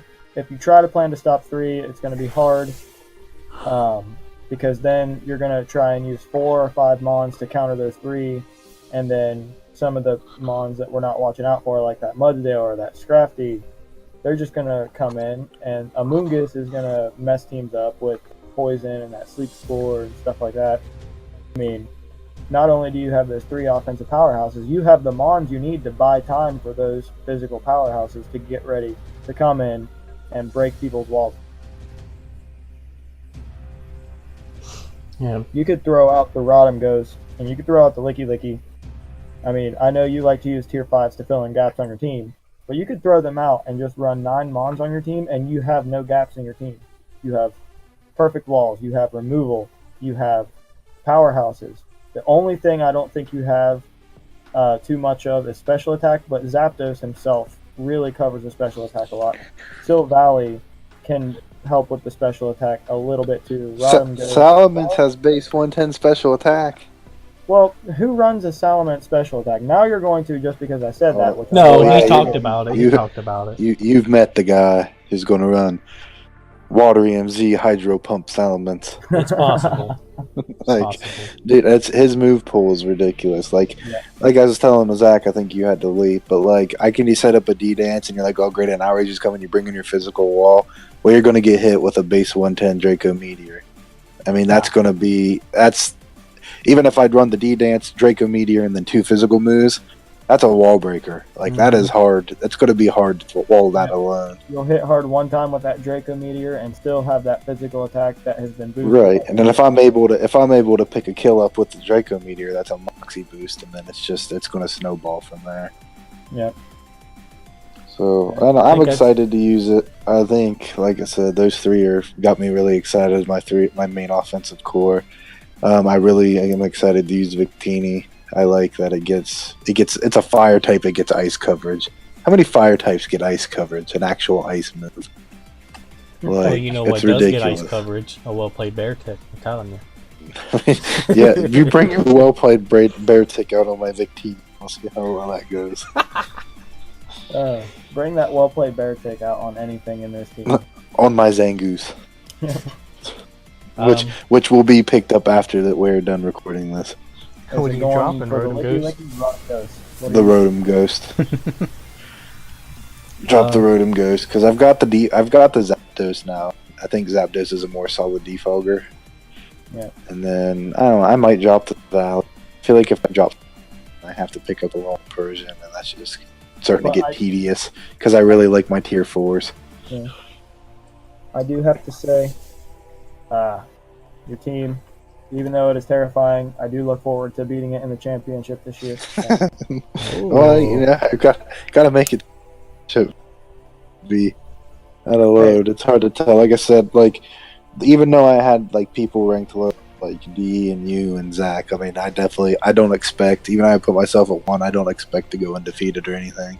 Mm-hmm. I expect to be a team when people look at it and they're like, oh god, I gotta go against this team because these rankings aren't like that is the rankings aren't like, oh yeah, we think Jordan's going to make it to the finals or anything. It's just what we think is the most powerful team right now, and then hopefully people can like, okay, well we hear you guys, so maybe we can fix our team a little bit. Well, you got to think too is like I've also will say that I've made a lot more transactions. There's a lot who haven't made any yet, and I think if a lot of them just picked up a couple things that would help them, it would bounce a lot of teams up tremendously. Yeah, like if Reed gets sand and Mark drops Specifalon and Tanner gets something to remove hazards that is Tapu Koko, it's gonna help him out. I got to get rid of the bane of Hoopa Unbound.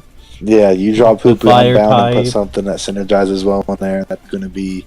Yeah, I mean, I think it would help a lot. Like, I don't know. I think this is this opinion. I think the only one who doesn't benefit from free agency right now is Preston. I think Preston's team is perfect, pretty close to perfect. Yeah. Like, I think besides the needing at least one more hazard, like his team is really solid. Mm-hmm.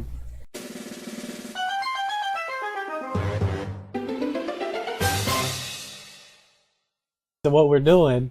Okay. What we're doing? I did. I said the three things I'd bring on a deserted island. Come on, man. We're making That's this into like something fun. Everyone's gonna be like, "Oh, I want to listen to this." Yeah. Okay. So we're doing a thing where we're all on a deserted island and we have to bring three things, like anything, I guess.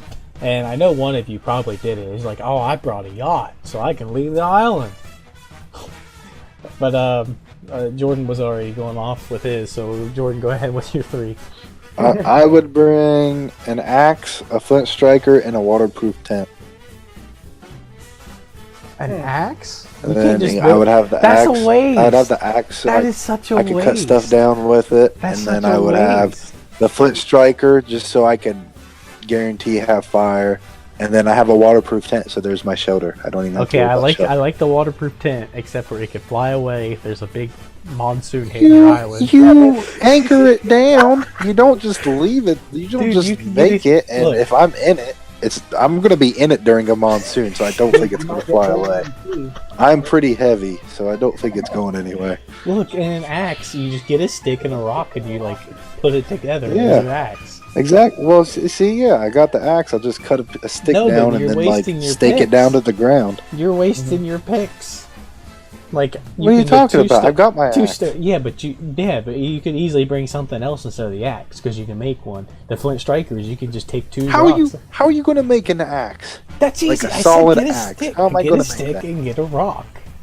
That's like a hammer. That's not even an axe. Why Why do you need to cut down so many trees for? Because I'm gonna make a living on that. I'm gonna build a cabin eventually. People are gonna be coming to your island. That's your thing. People are gonna be coming to your island. That's how good it is, right? Right, exactly. They'll be like, "Look, this place is sweet," and I'm like, "Yeah, I've had a." This place is a resort. Build some cabins. I might put some plumbing in eventually, dude. I mean, there's some things that can be done. But like, see, like the axe, I've got that tool. That's basically like I can use it as a knife, and then the flint striker guarantees the fire, and then I've got the shoulder. So I mean, what else do you need? I mean, I've got to hope that like somehow like most islands are going to have some sort of trash or something. Maybe I can find an empty water bottle or something, so I can try to worry about getting water. You're really reaching for the stars there, aren't you? Well, I mean, for every survival thing I watch a lot of Survivor shows, and they always find some kind of trash or something looking around. Especially on islands, man. All kinds of like people just throw stuff in the ocean. You can find like an air mattress floating around or something. You never know. Yeah, that's a big prediction there. That was a big reach, but like finding someone's empty water bottle floating around, that's not so much of a reach. That's probably pretty. What common. if it was someone that had like a disease of some sort? Dude, you freaking roll with it. You're gonna die of dehydration or die of a disease. You pick which way you want to go. Why don't you just empty out a coconut and then you just have like a salt water? Wouldn't salt water kill any kind of disease germs anyway? Isn't that like a cleaner? I suppose so. So I guess the question is, how are you gonna get like consumable water then? Like, this is stuff that you can actually drink. Just like you're just hoping for a waterfall. I've watched Survivor, so I know how you can do this stuff. All right. Like you find some plastic container that they discarded into the ocean, and you take that, and then you like you put a bunch of leaves in it, like green leaves, and then you put like plastic on top of it, and then you collect the condensation. I mean, there's ways. There's ways to get water. Plus, like, you know, with the axe, I can get a bunch of coconuts and drink coconut and whatnot. Well, I guess if I'm stranded on the island, I'm gonna make sure I'm with you. You're a what? So if I ever get stranded on the island, I'm gonna hope it's you that I'm with. You seem like you know what you're talking about. That's right. Because you just gotta like sit back and sip on your coconut drink and enjoy the show. All right, Matt, what would you bring? Okay, I think I have a much more practical list than Jordan over here. He's calling you. He's got to find his water bottle. Wow. I am just going to drink straight out of the seawater, which I know that'll probably kill me one day, but it's okay. I am going to be drinking a bow. No, you won't last a day drinking salt. But I'm going to bring a bow. Of course. Obviously for reasons of hunting, protection. Oh, a bow. I think you said a boat. Oh, okay. My question is, like, if it's a deserted island, how do you know? Well, you don't. I mean, I feel like I could tomahawk throw my axe better than you could shoot a bow. Okay. What you do? You put string on your arrow, and you can shoot fish. Yeah, so you could do that. That would be, but then he's got to bring string, and that uses up a. No, you can make rope out of different kinds of leaves and twine and stuff in the forest. Oh, that seems like a pain in the butt. Hey, I'm gonna survive any way I can. All right. Okay, so you got your bow. I'm also going to bring a machete. Okay, see, that's way better than an axe. You can't make a machete. No, it's not. Yes, axes are so much better than you that. You can't make a machete. You can make an axe. Dude, you can't make an axe. If you sharpen a rock, you can do it. You can do it. Dude, that's not gonna work unless it's like Castaway and someone has a pair of skis laying around. You're not making a freaking axe. Hey, we'll just hope for that. Just like you're hoping for your water bottle. A rock axe, sharpen a rock. God dang it, the rock axe is not gonna work. It'll work for 2 days. After that, it'll break. What is this, Minecraft? This stuff has like an expiration date. You get 2 days. 2 days. You chop down 2 days use on the rock axe and then it's done. You chop 3 trees down. You gotta make a new one. Okay, so I have a machete and a bow and what else? You gotta bring arrows if you bring a bow, right? That is true. No, I'll make arrows. I'll use the machete to cut down some trees, make some arrows, put rock heads that I've chipped off. I would have a pretty good time sitting there watching you in my chair made out of trees I have cut down while you're still working on your first tree with your machete. Well, I can cut down some trees with my machete too. Maybe not as big of one, but I can make a nice little shredder with my machete. But the last thing I'm going to bring is a chainsaw. A chainsaw? What if you run out of gas? Yeah. It's going. Sorry, not a chainsaw. A handsaw. Handsaw. Okay. Well, you got a machete. Why do you need a hand? So I can cut down bigger trees than you. Oh, see, you're being redundant now. He's bigger trees than you. For one, you're not going to make it past night 3 without fire. I want to see you make fire on a tropical island without a flint striker. You're right. Yes, I was setting my third item mainly just to try and beat your axe, but. And it's not just going to be a plain axe. It's going to be like a Viking axe, too. Like a big old double-sided one. It's going to be sweet. Fine, I'm going to change my machete to a claymore. It's going to be a giant piece. What? Well, yeah, that's impractical. I'm going to be walking around this deserted island with this giant sword. Yeah, like you see me walking around with my axe, you're probably going to go the other way. Oh, okay. But my third item is actually going to be a purifier. A water purifier? Yeah. Still no fire. No fire. I'm just going to come raid your camp for your fire. I actually really like that water purifier. I mean, I thought about one, but then I'm like, if you got... I can at least get one. No, that takes so long to get like the way you were talking about. I like mats. Yeah, well that, but like there's still like there's vines and stuff. See, now that's too much. I like mats. Well, plus you can find flint on the deserted island somewhere. It depends where you're at. Some islands don't have. You ain't making no axe out of a rock. I'm telling you. You can't, dude. Don't even. So I guess my 3. I guess I didn't put too much thought into it compared to you guys. I'm telling you, as soon as I tell you each one, you guys are gonna roast me. I know it. Okay, so the first and you have no shoulder. You have nothing for shoulder. Yeah, I do. I'm gonna use my claymore now. Or I'll just stick with the machete. It's far more practical. I'm using the machete to cut down trees to build a small little hut. Well, I feel like if we get waxed with, which is very possible on a tropical island in the first hour, you're going to be in trouble. I don't know. I think I'm going to be pretty good. It'll take you well more than an hour to build a shelter with a machete. I don't know. It depends on the machete. Machetes are actually far more practical than you think. They are made to act the same way as a large knife, a small sword, and an axe. The axe is cooler. I get bonus points for the cool factor. Okay, listen. Did I mention it was a Viking? So I don't think I mentioned it. Okay, listen. I'm telling you, just save the roasting for me. My first one is that the hopes of being stranded on an island, I become straight baller. Is that I bring a basketball. For Wilson? Is it called Wilson? No, it's just a basketball, and hopefully it doesn't go flat. So you'll name it Spalding. Are you going straight off of Tom Hanks movie? No. That was the volleyball. That was a soccer. Yeah, volleyball. This is no. On your basketball with your blood. No, I figured I can make like a makeshift hoop, I guess, and I could just sit there and shoot when I'm bored. So what's your other? I'm surprised you guys didn't get. Okay, the next one is kind of a leisure, but an extra pair of clothes. You're gonna die like really quick. Look, like, you have nothing unless your last one, like the Mac Daddy of all tools. You're done. I probably am. This is why it's hypothetical. But yeah. Why would you want extra clothes when you could have? Why would you not want a tent? Waterproof tent? Because I don't feel like you're going to be very good at building a shelter to begin with. Okay. I'll change my clothes to the tent. How about that? Or at least a tarp or something. Do something. A tarp, dude.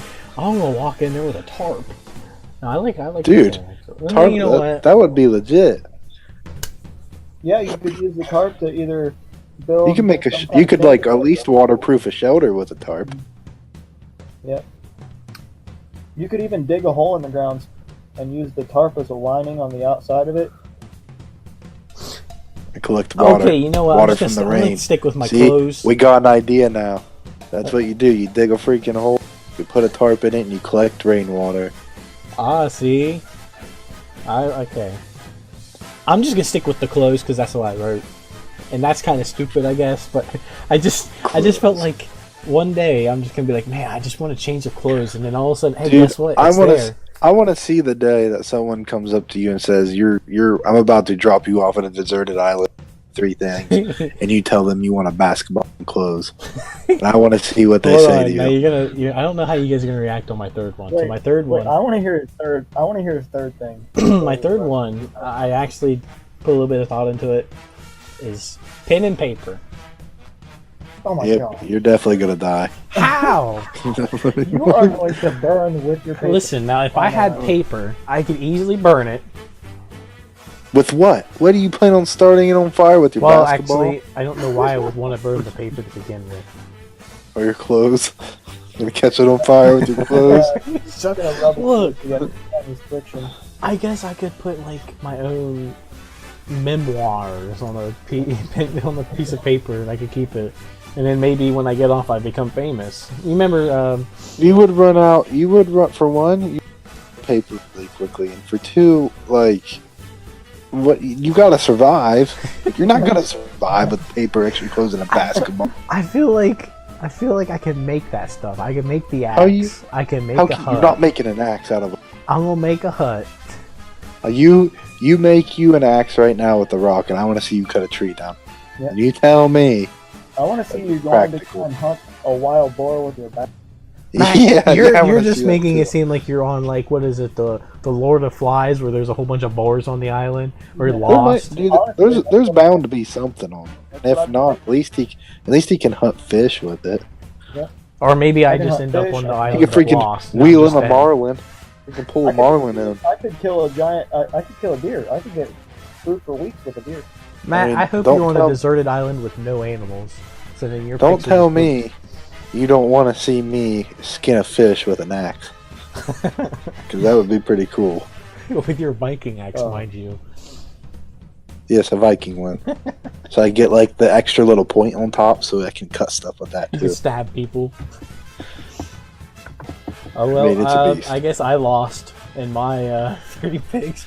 Yeah, you put no effort into this. I did. Yeah. I promise. I was thinking at work. I'm like, man, you know what? Man, what if my clothes get dirty? I don't want to smell bad when someone finds me. I better have an extra set.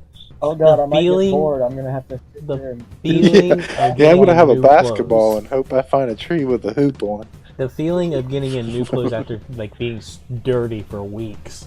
Dude, you just run around nude. People nude. What, naked and afraid? Yeah, like that. Or you can at least keep your underwear on. Like let your clothes dry out. Your paper. Yeah, I want to see that too. What do you write? You gonna like slit your finger open and write it in blood? No, I said pen and paper. No, you said piece of paper. No, and you don't. That counts as 2 items. I said pen and paper. So you lose the clothes now. Now you just get a pen, paper, and a basketball. Okay, fine. I'll be. You know what? That. Clothes should count as more than 1 item too. So you get a shirt. That's all you get is an extra shirt. Okay, fine. You're bundling like 3 items into one. I didn't think you'd notice. Okay, but fine. I'll go basketball, pen, and paper. How about that? Yep, you're done. It's gotta be more than, it's not just one piece of paper. It's not just one piece of paper. It's gonna be like a big book of paper. No. A big book of paper counts as more than 1 piece of paper. It doesn't work. Oh my gosh. You get 1 piece. Fine, a notebook. 1 piece of paper. I figured a piece of. Who would just bring a piece of paper? Fine. If that's the case, I get like the tent with fixed, like the electric heater, the battery charger, coffee maker. I just asked for paper. You know what? I just realized. And we could just go hardcore, and I could just I could get me like a flying broom or something and just fly off. Or maybe I take Gandalf's staff and I talk to the birds and like, hey, get me off this thing. Dude, get me your big prehistoric cousin. And my take me to paper the when I fall into the ocean, getting to the island, because I don't just wake up there.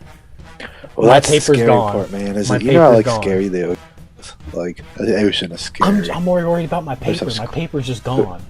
There's some creepy things in there. If you make it out. I mean, it's not a given you even make it to the island. There was like 40 people when Tom Hanks is playing, and he's the only one that made it. Yeah. Hey, all of us are the Tom Hanks in the story. What was his volleyball's name? Was it Fred? It was Wilson. Wilson. Wilson. Him and Wilson had some good times. Zach's basketball is going to be Spalding. No, it's going to be Jordan. He built a fire without planting Jordan. He built a fire. Yeah, but it took him a long time, and he went crazy. So, like, it'll take me like 10 minutes. He survived. Alright. And he didn't have an axe either. No axe. I think it's because he had the roller skate, or the ice skates. He found the ice skates and made an axe out of ice skates. He didn't make a rock axe. He had, like, the ice skate blade on a stick. I'm going to tie my machete to the top of a giant piece of wood. I'm going to use it as a wooden spear. What? I'm gonna tie my axe on the end of a piece of wood and have a bigger axe. I'm gonna tie my pin to the big piece of stick. And the pit while the pin is piercing the basketball. That would be the saddest thing in the piece of paper, throw it at us. Definitely gonna want something on. Yeah, I feel like the pen would run out of ink, the paper would get destroyed from the water, and then something would pierce the basketball, so all my picks were crap. Yeah, so I mean, like, all my stuff would...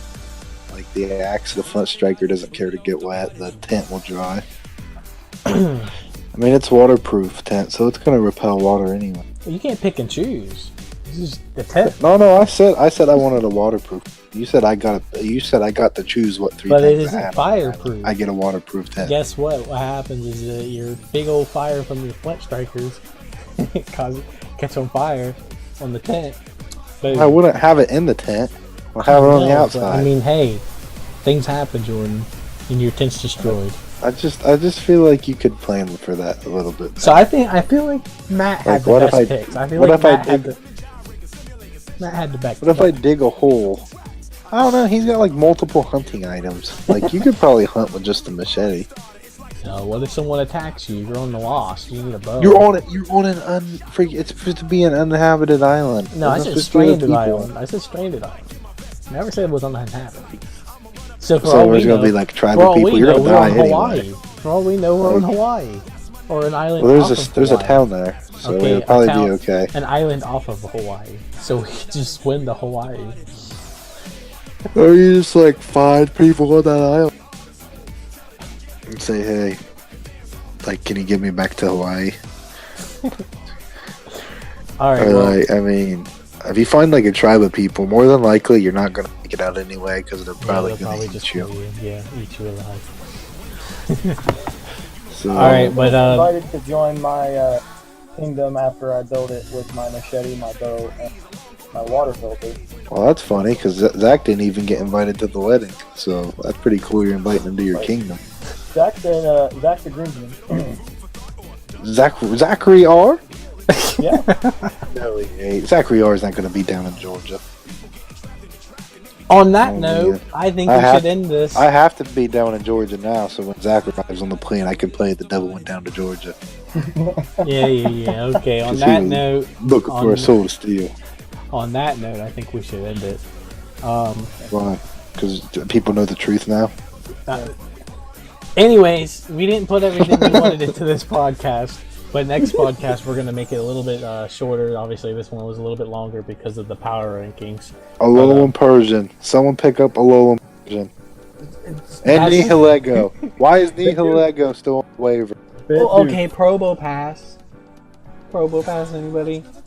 Probo Pass? Hey, you know what? No way. I might Noah used that thing like 3 times and it was garbage. I think I'm going to pick up Pat Rat. Pat Rat seems like it needs to be a good... Or you could get a little Eradicate for your tier. No, I'm the New England Pat Rat. Zangoose. Zangoose is still available. Alright, but yeah, we'll definitely make this podcast a little shorter next time, and then we'll have different things in it instead of just the power ranking. But yeah, hope you enjoyed it, and that's it for me. You guys want to say anything? It was fun. Thanks for the invite. I plan on defending my title this season, and I'm gonna pick up Zangoose. That was all. I also would like to thank you. I had a lot of fun being included. Well, not you, Jordan. But I feel like I have a very strong chance of toppling the current champion and becoming the league champion. That is my goal, my dream. Not with a Pat Rat, you're not going to. Oh, the Pat Rat's gonna go all the way. Wait, why is Pat Rat's not even on our draft list? What kind of blasphemy is? You better be got some work to do, huh? All right, well, I'll definitely have you guys on every single podcast if you guys want, and then we'll try to get guests on. So we'll have like 4 people in like 1 or 2 segments. But that's it for this podcast, and we'll see you next time.